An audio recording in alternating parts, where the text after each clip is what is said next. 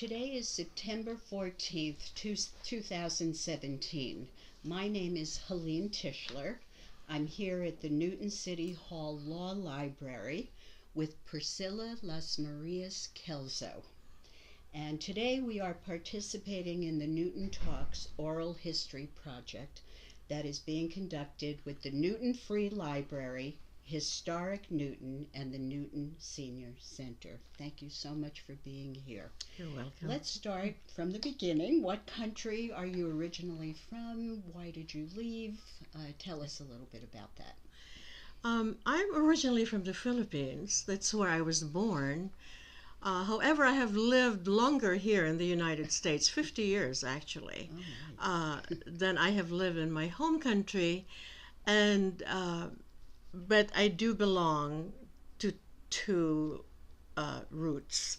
I'm a dual citizen of the Philippines and the United States, so I carry two passports for both countries. And because I came here as an adult, well, a young adult, I was 20. Okay. And I didn't come on a leaky boat. I came through an international scholarship at Stanford University to do my graduate work in English and American literature after I finished my bachelor's degree at Presbyterian University in the Philippines. And so I came with, I would say, the red carpet out. I am very aware of a lot of Asians since my husband and I have been part of resettlement for Vietnamese and Indochinese refugees in Newton. This was one of the first cities to open its doors to resettlement in the 80s. And they have lived with us, and they came under terrible conditions, terrible duress. I flew Pan American Airlines, used to be, it's no longer Right. in the skies, but I came as an international scholar. And so I had a lot of wonderful experiences that were anything but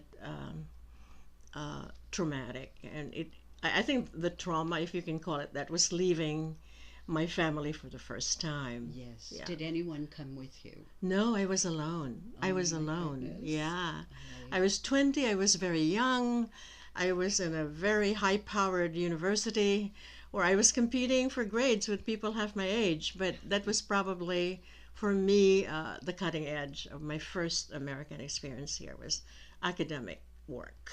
Right. And academic pressure, and I lived to tell the tale. Yes.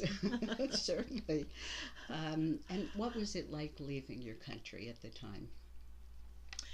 All right. I think you have to understand the Asian, especially the Filipino extended family system, where there are so many of us within the extended family. And leaving my family, I'm the eldest of 8 children, so I come from a large family. Leaving the country, as well as leaving my family, was probably the hardest.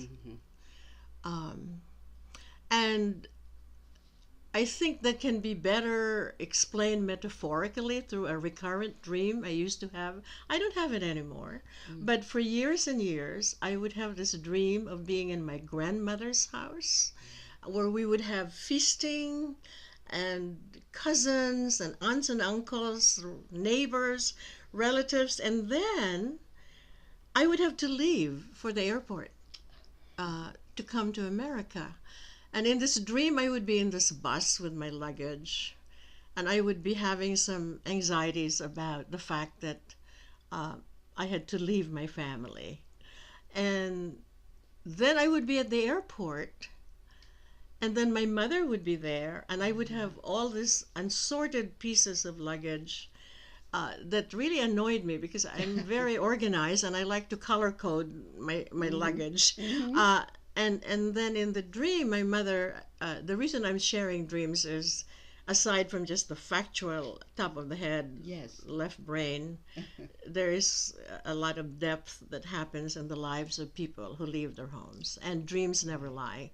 And in this particular dream, my mother says, Priscilla, these are gifts for you, these unsorted pieces of luggage.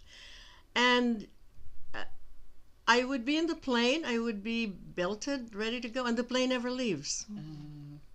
And I had that recurrent dream for a long time, but not anymore. I've lived in Newton for 48 years. It's time to replace that dream with something else, right? I Very mean, interesting, actually, when you though. move from one culture, from one set of beginnings to another, and you have to adopt a new home, a Yes. new culture, a new country. In my case, marrying an American Mm-hmm. and living here, choosing to live here and work here for my professional life, that exacts a certain price. And Yes. most of the time, it doesn't show because people like us who have assimilated really look like we're all, Mm-hmm. we can out American the Americans. I speak the language, so it hasn't been a difficulty at all for me to adjust here because I teach college English, Yes. graduate school, right? Right. And as a result, for a lot of Asian immigrants here, the lack of language proficiency is such a purgatory road. Yes. If you can put yourselves in another culture where you don't speak the language, like, Latin America or China or Africa, you can understand a little bit of what emotional and psychic energy it takes to actually survive in another culture if the language is not something you can work with. Yes. So you learned English in the Philippines? Yes, yes, yes, because we were a protectorate, a colony of America Mm-hmm. after the War of 1898, which America won over the Spaniards who colonized us for over 300 years. Mm-hmm. That's why my family name is Lasmarias, which is a Spanish name. Right. People think I'm Hispanic before they meet me. But I did learn English along with three other languages while as a child, as an elementary school child, because we would have our mother tongue, which is one of 100 dialects in the Philippines. It's an island nation, so we have dialects, which is Cebuano. Then in school, I'd have to learn Tagalog, which is the national language, Right. which is the language up north, the imperial north. Mm-hmm. Then I had to learn Spanish because Spanish was a cultural language of the country for a long, long time. And then I had to learn English. So I would do homework in three languages and speak another language at home. Right. And it never occurred to me that it was difficult. Mm-hmm. It was just the way we lived. We were just very multilingual. Right. It's And wonderful. it's when I say that to monolinguals like Americans, they just go, "What? You navigated in four languages?" Right. And then obviously in college, I majored in English. Yeah, Right. I was in law school for 2 years, and because my Interesting. grandmother wanted a lawyer in the family, she had a lot of land, and she said you can only trust a relative to defend you in court when you have some land troubles. But I fell in love with literature, Right. mostly American literature, Mm-hmm. and decided to become a literature professor. Yeah. It's wonderful. Now, you mentioned you've lived in Newton 48 years. Yes, indeed. So where did you go after Stanford? There was a little transition yeah. before you came here. I taught at this university, Silliman University, which is a Presbyterian school founded by Presbyterian missionaries in 1901. And I taught there for 5 years. And then got a job offer from the University of Pennsylvania Uh-huh. to work with their international programs. So I've had a two-track career, which is teaching university English and also international education. So my work at UPenn was the beginning of my international education work. And then I got married there. My husband was a student in the area. Ah, And okay. we moved to Boston in 1969 Ah, okay. and lived in Newtonville. And we've always lived in Newtonville, except we've moved from a couple of apartments, and then we own a home now on Harrington Street near the post office.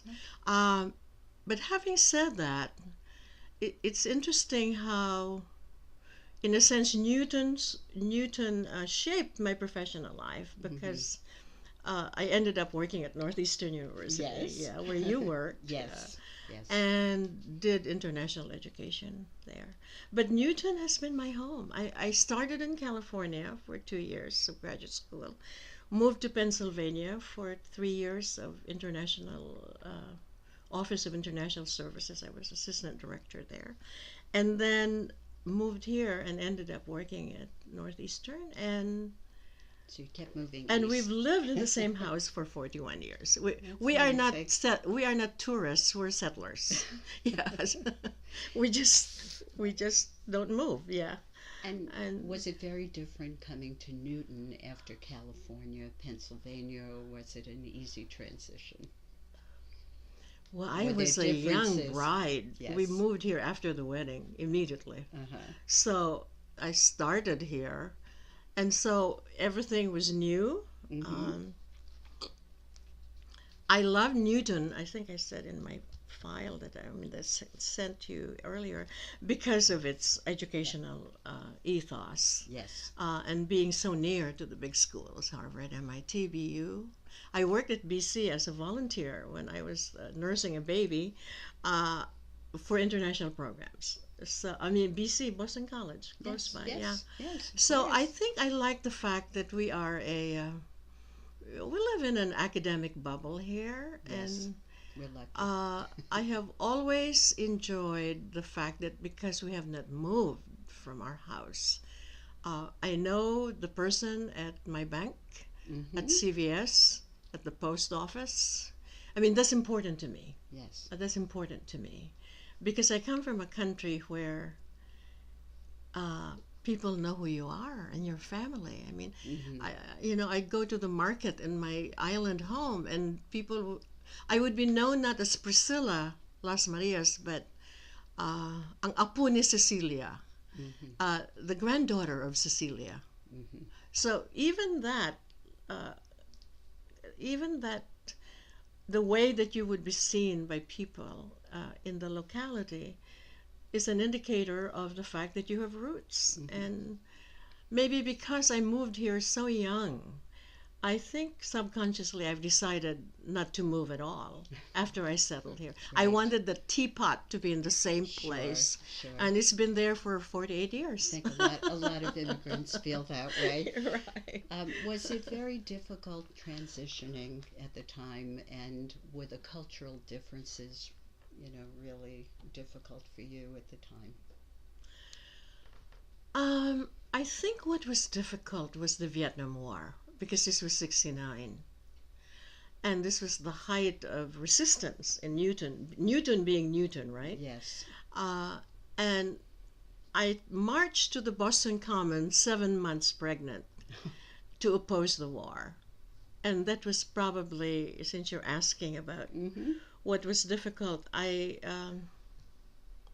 am a child of war. I was born 4 months before Pearl Harbor. And as a result, war to me is an obscenity, any form of war. And so the Vietnam War, when we were here, we were just settling in an apartment very close to Walnut Street and very close to the high school, which was a hotbed for resistance, as well as the universities here. Yes. So the very fact that I marched to the Boston Common 7 months pregnant after seeing Indo-Chinese mothers, Vietnamese mothers and children being blown up with carpet bombing, and the craziness of what that war was supposed to be. We're starting a series on it on PBS on Sunday with Ken Burns. You know Yes. that. Yes. I don't know I what saw that. that's supposed to do for us, but at least that would probably be. It's interesting that my hardest transitions here have been the Vietnam War Okay. and 9/11, Interesting. which was only 3 days ago. Yes. Yeah. That's right.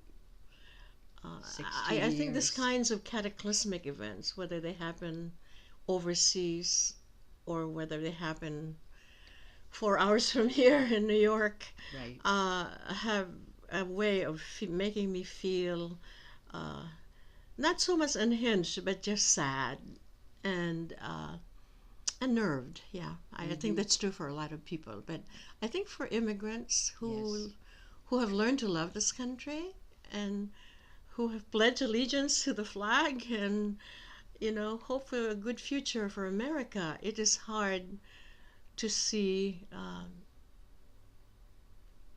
to see what happens politically and geopolitically and militarily. I can imagine. And were there certain cultural differences? You felt very strongly between the Philippines and the United States then, and not just the war, I don't but know the if neighborhood. it's continued. Yeah. Well, okay. Two things. When we moved to our house in 1975, 76, because we needed our daughter to have a more permanent place to live in kindergarten. We were gypsies before that. We moved to California and lived in community with friends near Napa Valley. And then we were head residents for LaSalle College at the dormitory. Right. And then finally Rachel was 5, and I said to my husband, it's time to move permanently. And so we did. And so it's a small neighborhood, and I thought somebody should come around and greet me. I'm new here. I may look Asian. I don't look like I came from the Mayflower, but this is my home now. No one did, okay? So I invited people to my house. It probably blew them away. Like, my goodness, this lady is from another planet. You took the lead. I took the lead, and I think over the years in our neighborhood, I have taken the lead. I organized a little annual picnic for people who have not moved. You just have to do it because it's organic to me to be hospitable. You wanted that community. The other one, which really I wouldn't say has been a big adjustment, is because I'm in an interracial marriage. My husband is Scottish American with a Filipino heart. He's been to the Philippines 15 times, and he's loved there. Yeah. When we would show up in places where people didn't know us, I would have this feeling that the stereotypes would kick in. That he was a military man because the Philippines had American air bases, a GI, a military man, who snatched me from some island and brought me here, and I couldn't speak English, and I'm his little Asian bride. And so we've traveled across the country, and there are parts of this country where you look like Mork and Mindy, so to speak, like extraterrestrials when you're walking around in a place where nobody has ever seen an interracial couple, and the stereotypes do kick in, because our daughter was asked when she was in elementary school, was your mother, a Hong Kong barmaid? I'm kidding. But the equivalent of that. And she says, no, she's a graduate of Stanford, and she's a university professor. And my father is a Protestant minister in Cambridge near Harvard. So, she would set people right in terms of their assumptions, because she obviously doesn't look Nordic. She's brown and, Asian like me. Yeah. Her Scottish DNA is very low-key, More recessive. So I would say between the lack of neighborliness interesting. That has changed, and actually because our street, which is a small street that used to be occupied by people who either ended up in nursing homes or have died, and this have been made into apartments or condos. We have this U-Haul culture where people move in and out, and I say to my husband, are they moving in or out? Shall we say hello or goodbye? And so there are a few houses with, I'd say maybe 5 on a good day, where people have stayed there as long as we have. But by and large, we have this very mobile, revolving door set of people, and it's hard to connect, and as you get older in this culture and in this world, you have to make connections. Yes. Otherwise it can be scary. Yeah. Absolutely. Uh-huh. So you mentioned some of the cultural differences about community and everyone knowing you by your name. Was there anything similar you noticed when you came to Newton in terms of culture, values, some of the people, anything similar to the Similar Philippines? from California and Pennsylvania. From Philippines. Oh, from the Philippines. Your Similar. country of origin. Ooh. I'll have to think hard about that because I think Well, we unless you go to another country, Right. like my home country, you'll find out how dissimilar these places are. Yeah. Well, it's a very well-educated city I come from because of the universities there and Which city? This would be the city of Dumaguete, which is in Negros Island, Okay. 300 miles south of Manila. Okay. And it's a university town, so I live there. Yes. And this is like a university town Absolutely. because Harvard is 15 minutes Sure. from the BC, commuter BU, rail. Right. And BC is here, Right. and Babson, and Brandeis, and Bentley. I mean, we are contiguously surrounded by colleges, LaSalle, Yes. and so forth. So it was comfortable. Yeah, I off the top of my head, I cannot really find a lot of similarities except the academic setup, Mm-hmm. which has been Interesting. very comfortable for me. Yeah, Yes. yeah. And then did you feel that your idea of America, and Newton was the same as what you thought it would be? Your expectations when you left the Philippines to come here, was it very different when you came? Was it what you expected? Well, yes and no.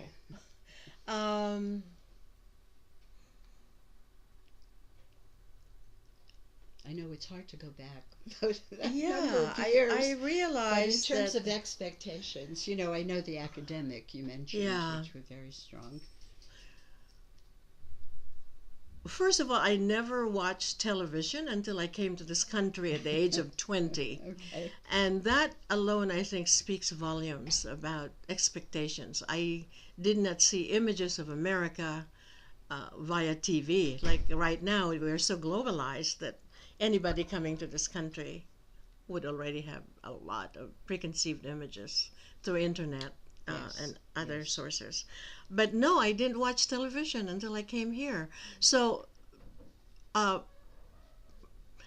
did watch movies Mm-hmm. of America, with America, and Doris Day, on, whom my mother liked, was somebody I watched. And then seeing snow and a lot of cars. I mean, I come from an island.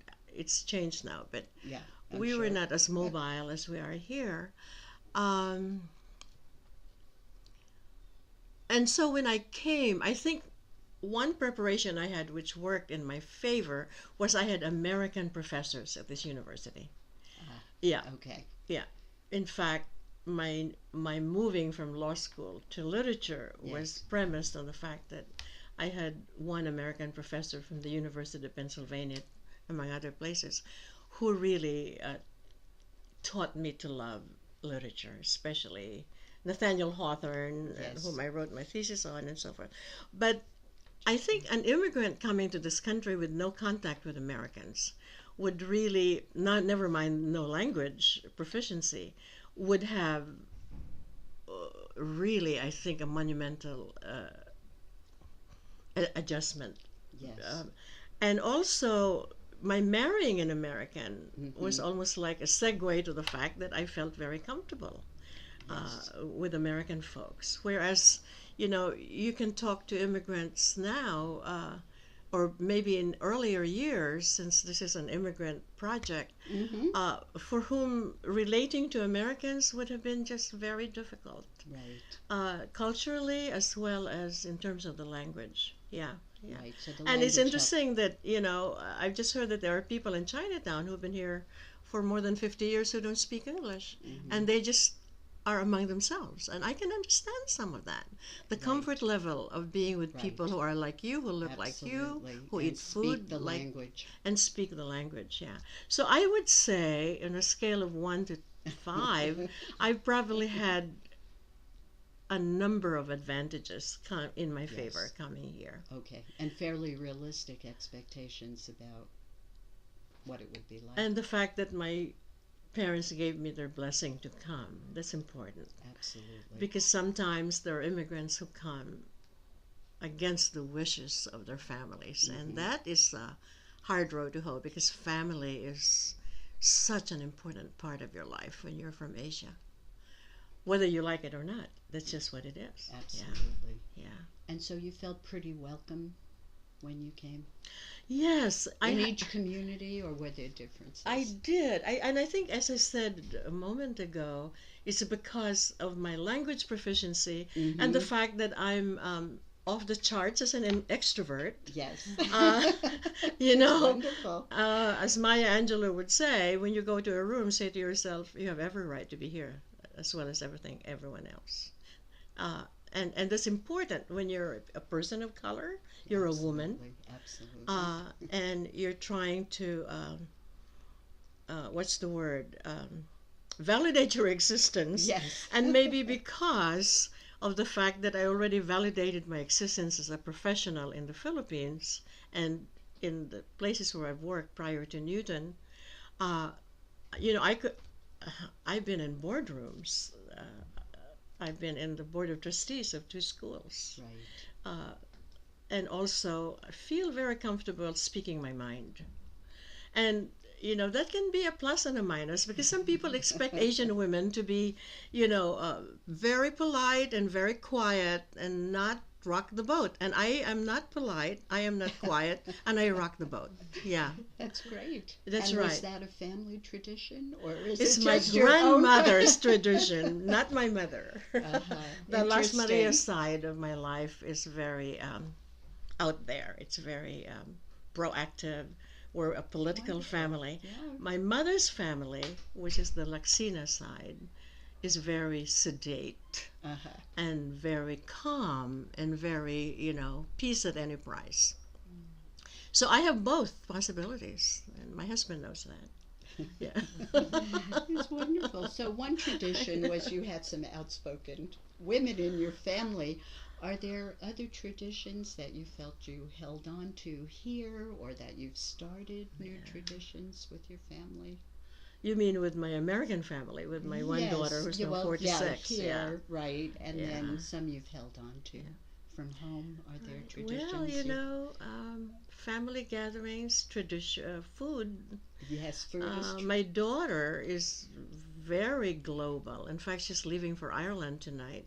Oh, She's the Chief Communications Officer of the American Ireland Fund, fabulous. which is one of the largest philanthropies actually in the United States.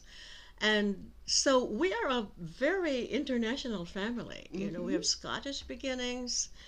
My husband loves to eat Scottish food, which I don't know how to cook because Haggis. haggis, yeah, oatmeal.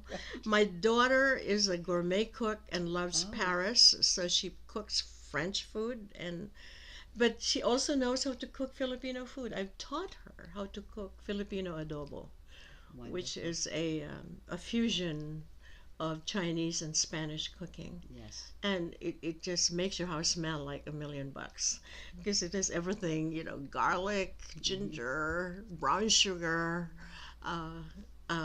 pork, chicken, and then you have steamed rice. It's the Sounds comfort wonderful. food, yeah. Right. And she said that when she moved into her house with her husband, the first thing she cooked was Filipino adobo, and she started to cry. So, you know, there's a lot of Yes. deep resonance there. Yeah. How about that? Traditions she is keeping Yeah. up. Well, we can make ham and cheese too and start to cry, but there's something. No, there's something about cooking that's the link. Yeah. And how was her experience, you think, different being raised here than you were raised in your own country? I'm Oh, sure we can have a so whole different. Yeah. interview about that, Yeah, but but are it there is any? different because she's an only child, and I'm the Uh-huh. eldest of eight. Right. And that alone, the Sure. numbers, the arithmetic of that, makes you know how I've just been so embedded in the lives of my siblings. And she's by herself, and she's okay. She's happy with it. Um, but raising an Asian American child Mm-hmm. from grade school up, especially when she became a teenager and a college student, was probably difficult for me, difficult for me than for my husband. And so we had this little family, I would call it triangulating. When you have one child, you triangulate, Mm-hmm. where whenever she needed to discuss issues about dating and other things having to do with growing up, she would invariably talk with my husband. Oh, They would have a interesting. breakfast date, talk about it when she was at Newton North and Day Junior High. Uh, and I would be like the cultural mama. Uh-huh. Yeah, yeah. Because children are raised so differently here from Yes. Asia. I mean, Yes. Well, you yeah. know that. Right. And I was not. This was the joke in the family when she asked me when she was in junior high, Mom, what about dating? And I said, well, I was not allowed to go out with a fellow until I finished college and I was chaperoned. And she said, what's a chaperone? And I explained to her, it's Nothing like an somebody who goes American, with you right? to make sure you behave. And she said, well, were you born in the Dark Ages? I said, no, I was born in Asia where women were protected. Uh-huh. But that was my generation. That has changed now. True. There's so Part of it much is generational. modernism Part is that goes culture. on now among the young in the Philippines, for Right. good or ill. Yeah. Yes. They all Okay. have their smartphones and lots of pocket money Yes, it's and definitely lots changed. of makeup and short shorts. Not what you would have done at home. Yeah.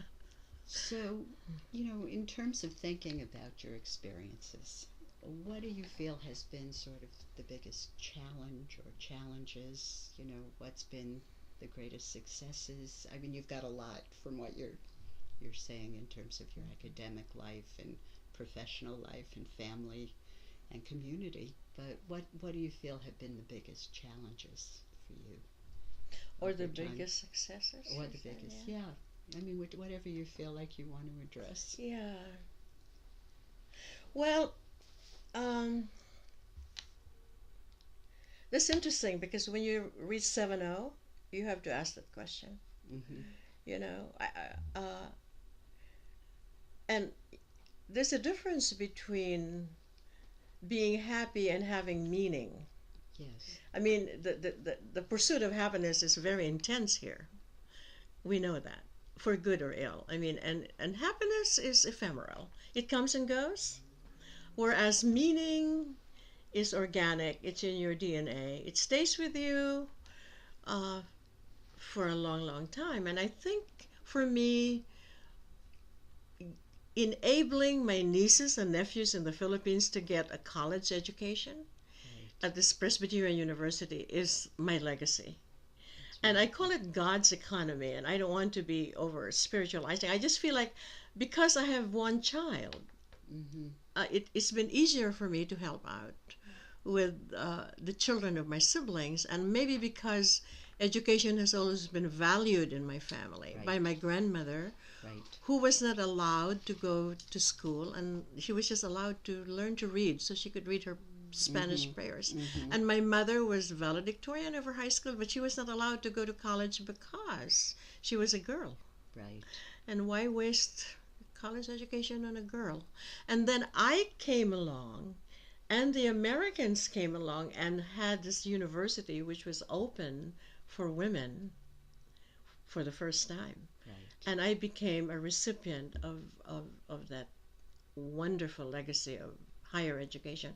So without having been coerced or anything, I've just offered my resources uh, to the children of my siblings, especially those who couldn't afford to send the kids to college, Right. that I would be the one to do it and give them a future. Yes. And I would consider that probably, It's amazing. one of the things that started with my grandmother and my mother and me, and believing in the future of our family. Yes. And they all stayed there? Most of them are there. Yeah. We have one in Missouri and another in North Carolina. They're starting to kind of slowly glide in. But I say to them, look, if you're happy in the Philippines, you have good jobs, you can afford household help, you can go to the beach on weekends, stay there. Don't come to America. Come to America to visit us. So we can show you Boston, we can show you Harvard, we can show you, Boston Harbor, or take you to Rockport, but don't come here. Because especially if you're an adult, your transition to this country is really so much more intense, and sadly so much more labor intensive in the heart and in the mind. Because I have a brother who came to help out with the kids in Yes. North Carolina, and he said, I cannot live there. Really? The place is so isolating. I had an aunt who came with us several trips ago. Her first trip here, she was going to get her PhD in somewhere in Illinois, but we thought we'd bring her to Newton first and give her a little cultural Introduction. introduction to America. And Right. and it was September, I think, or summer, and we passed by Commonwealth Avenue, the Strophe homes, and Waba, and the show and tell of Newton, Chestnut Hill. And she said, where are the people? She said, these houses look haunted. And I said, well, people here don't come out. They're in their summer homes at the Hamptons, maybe, or Cape Cod. at Cape Cod or whatever.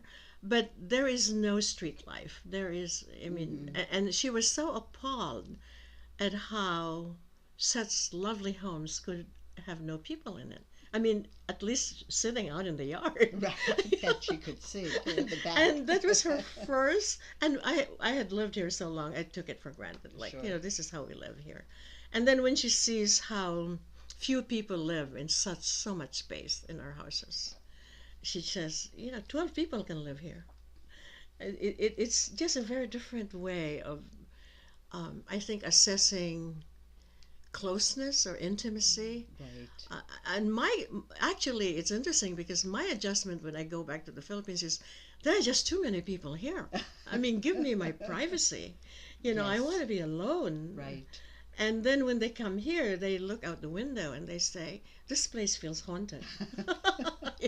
The population differences are great. Right. Even on your island, the population was large. It's just very densely populated island. Yeah, it is. Yeah. Bart he's really a Filipino more than I give him credit. He's there and he loves the fact that there are so many relatives. And he has no aunts or uncles or cousins here. He has one relative who lives in Maryland, a sister, that's it, an unmarried sister. But he goes there and he sees all the generations of relatives. We have family reunions where over 100 people show up. It's wonderful. Yeah, we have Christmas or Easter or dinners here, and we're lucky to have 6. Yeah. Mostly 4. There's a crowd. Right. Anyway. No, so you advise them to stay in the Philippines. Is there any other advice you would give someone moving here from the Philippines now? I know it's different than when you came. What advice would you have for them? Don't isolate yourself. Look around and see who are the established people from your home country, Right. who can give you some tips, survival tips, coping tips. For instance, there's a family we've become close to. She is a lawyer. She worked at Harvard Kennedy School now, directing one of the programs. She's a hotshot intellectual. her husband is here. Her 3 boys are here, twins and grade school child.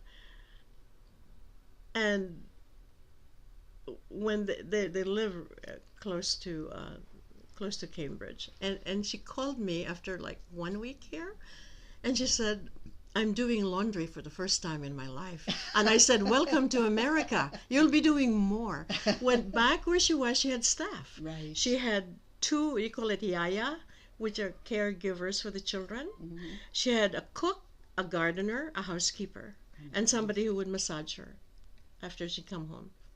And now she's doing all of the above plus full-time work at Kennedy School. But she comes to our house. They come to our house. They're coming next week. Yes. And we talk and we laugh about it. Like, and she said, I think I can last here for maximum 10 years, which is good, because at first she thought she could not last here for 10 weeks. Sure. She's been Right. here 3 years now. Right. So she's picked it. So I'd say hang in with people who have been here long enough, who can say to you, you won't die. You can do laundry and it won't kill you. Right. But I'm sure she was feeling like, oh my God, I have all this wonderful law degrees and I'm doing laundry. What happened to me? But I said to her, look, if you're in America, you do what has to be done. Mm-hmm. Okay? You can be a hyphenated American, like we have tons of them now. Italian American, Hispanic American, Filipino American, I mean, you name it. Mm-hmm. But at some point, you just have to say to yourself, look, if I have changed my citizenship, which I did 35 years ago, Right. I have to figure out what it means to be American in the United States, and what it means to be American in my neighborhood, and what it means to be American in Newton, Yes. which is my home, and I have Right. no plans to leave at all. But know who the people are who have been here long enough, who can let you into some wonderful possibilities about living here, so you won't be whining all the time. Yeah. But the countervailing part of that is, don't just hang out with people from your island or people who speak your language Mm-hmm. or eat the food you do, because you'll be so securely comfort zoning it that you would never really know what it's like to live in another country. What's the point in coming here Right. if all you do is Stay within your little. speak your language and eat, or just be so culturally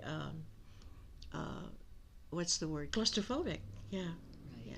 Right. How large is the Filipino community in Newton? In Newton? Yes. That's a good question. Well, in America, there's about 3 million of us. Mm-hmm. We're one of the largest immigrant groups Mm-hmm. in this country.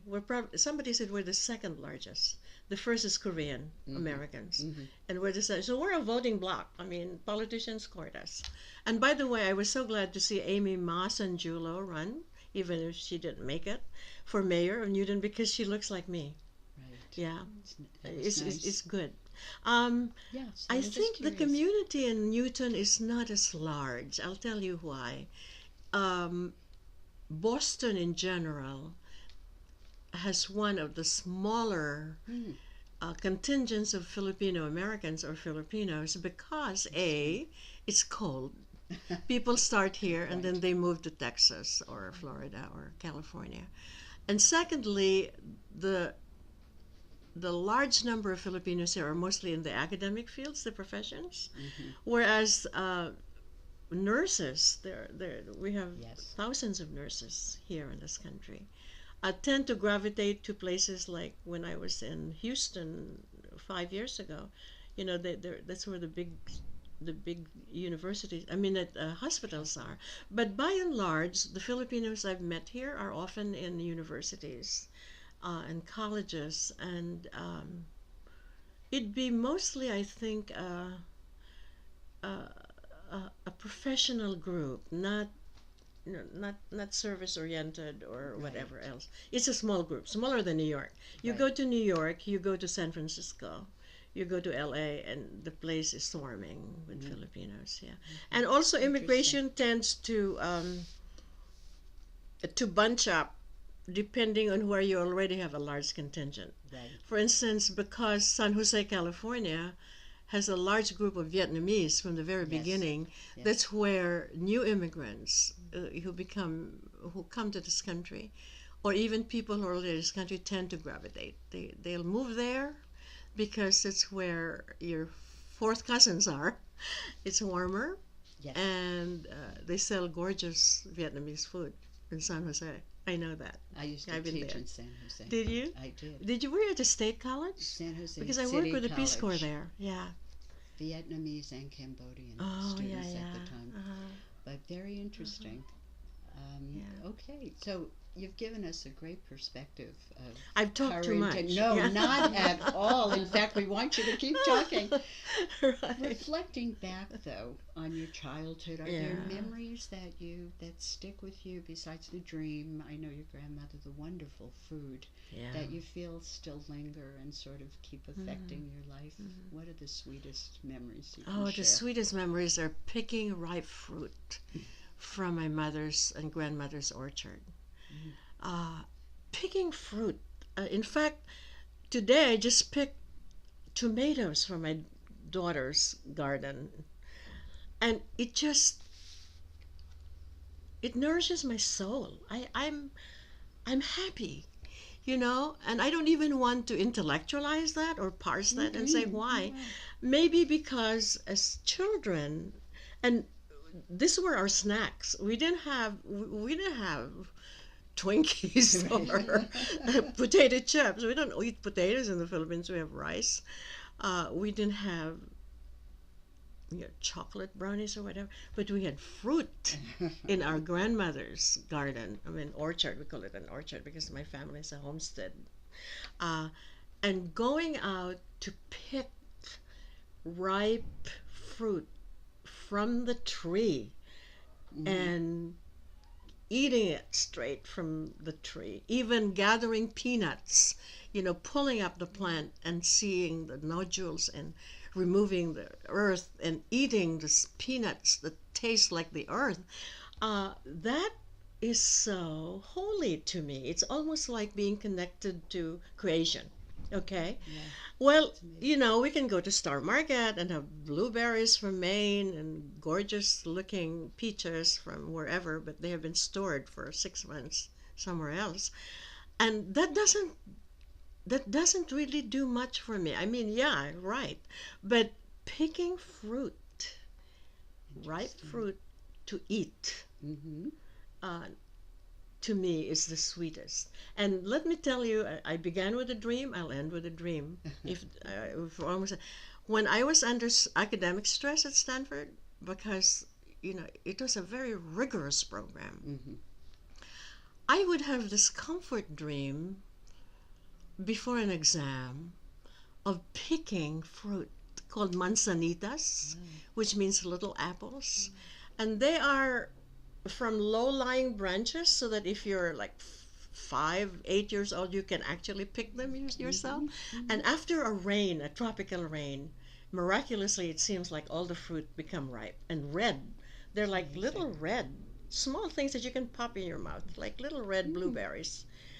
And I would have this dream of picking them after a rain and popping them in my mouth, and I would feel okay, and I would like ace the test the following day. But the pre-test anxiety that makes you feel like you're feeling rattled and feeling scared. You know what? When I got my first B at Stanford, I thought I'd die. Like, I thought I would die. It was so shameful. I mean, Asia is a very shame-based culture, sadly. And then somebody said to me, Priscilla, in graduate school, if you get a B, you should drink champagne or something. And I thought, oh, really? Oh, gosh, it doesn't look good. But having said that, I think we all have primal memories of what grounds us. Right. And I haven't been having those dreams, the manzanitas ripe dreams, because maybe I haven't been under a lot of stress since retirement. That's good. Retirement is a little bit less stress than 9 to 5 plus two commutes on the commuter rail, and the underground. What do you call this? To get to Northeastern. That's how did you commute? I drove. Oh, you did. Yeah, I had two trains every day. I would have to pick my kids up after school. Yeah, and, yeah. Right. So that would be my memory, and that wasn't solo. I would have like 6 cousins with me, maybe 10 of us. After we didn't have money in our pockets to actually buy stuff, so we just kind of maximized what was ripening in our grandmother's backyard. It's wonderful. And if we needed peanuts, we would pull out the plant. And then if we didn't have any mature peanuts, we'd put it back in the ground again. And then when the sun would rise, would shine on the plant would all kind of fall to the ground. And my grandmother would always know who were the culprits. But the taste of fresh peanuts straight from the ground when you pull up the plant, you have to do it. It's almost like tasting peaches straight from the orchard. It's never like what you buy at the store. No. So anyway, this whole idea of being surrounded by greenery and ripening fruit, a lot of it, and they were mostly red. Clusters.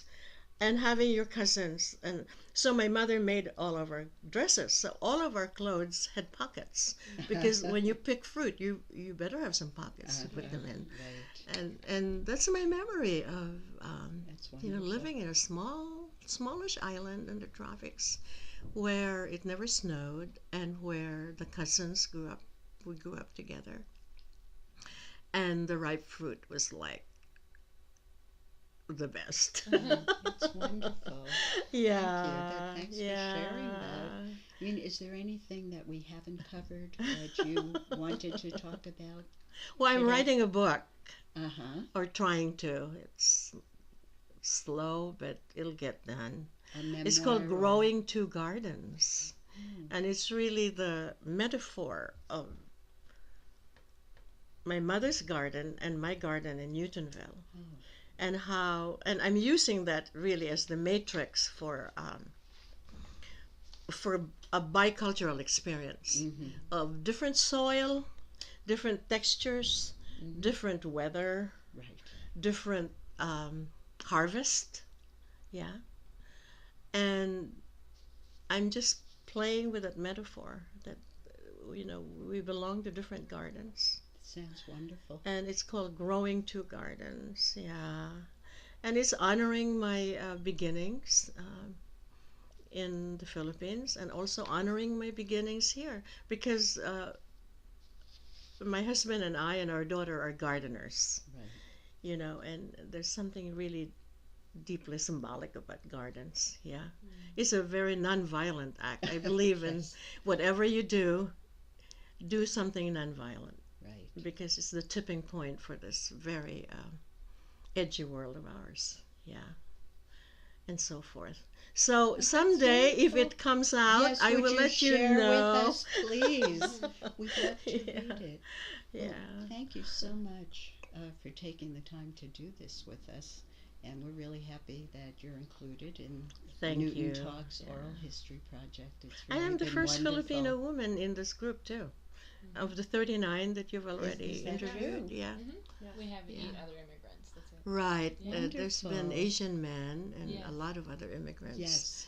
But I thought, they need a Filipino woman there. Absolutely. Thank you so much. This is wonderful. By all means. Oh, you really know what? Wonderful. This is better altogether, because I call it a long shelf life. This will stick around, stay for a long time in the archives. Absolutely. Yeah, when, in the year 2085, people will look at the archives and say, oh my goodness, these people actually lived here. Exactly. And they had something to say. Yes, and wonderful things. Really, thank you for sharing that.